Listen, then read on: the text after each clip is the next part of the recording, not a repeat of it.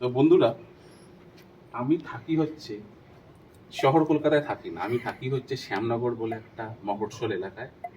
তার জন্য আমাকে অনেক ব্যাগ খেতে হয়, কিন্তু আমি গর্বিত আমি শ্যামনগরে থাকি। আর কেন গর্বিত তোমরা এখনই বুঝতে পারবে। এখন যখন টেম্পারেচার, এখন আমার মোবাইলে দেখতে পাচ্ছি আমি, আমার টেম্পারেচার এখন 37 ডিগ্রি, ফিলস লাইক 40 দেখাচ্ছে। 37, দেখে নাও, 37 ডিগ্রি টেম্পারেচার দেখাচ্ছে। আকাশে যখন তাকানো যায় না, রোদের মধ্যে চোখ চলছে যায়, সেই অবস্থায় যখন তুমি ট্যাঙ্কের জলে স্নান করবে, লোকের বাড়িতে তো কল আছে, ট্যাঙ্কের জলে যখন তুমি স্নান করবে, তোমার মনে হবে তুমি মানে গরম জলে স্নান করছো, মানে তোমার গা পা পুরো পুড়ে যাবে, ঝলসে যাবে এরকম। কিন্তু সেরকম সিচুয়েশনে যারা শ্যামনগরে থাকে বা যারা আমাদের মতন মফস্বল এলাকায় থাকে, তাদের একটা সুখ আছে, সেই সুখটা তোমরা এখন বুঝতে পারবে।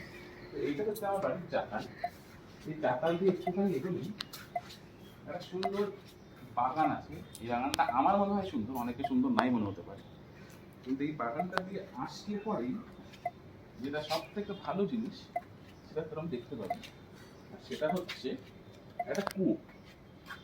এই যে কুয়োটা আছে, এই কুয়োটা আমার বাবা, আমার ঠাকুরদা বলে যে এই কুয়োটা গঙ্গার ঝর্ণার সাথে ডাইরেক্টলি কানেক্টেড। সুখটা হচ্ছে এই কুয়োর জলে স্নান করা, যেখানে জলের টেম্পারেচার এখন ক্লোজ টু 45-40 ডিগ্রি, 46 ডিগ্রি। সেখানে এই কুয়োতে যখন এক বালতি জল নেওয়ার পরে, এই যে জলটা নেওয়া হয়েছে, তারপরে কম্বলটা, এই কম্বল বলছি, টাওয়েলটা খুলে যখন এই এক বালতি জল ঢালবে না মানুষের মাথায়, তখন মনে হবে জান্নাত।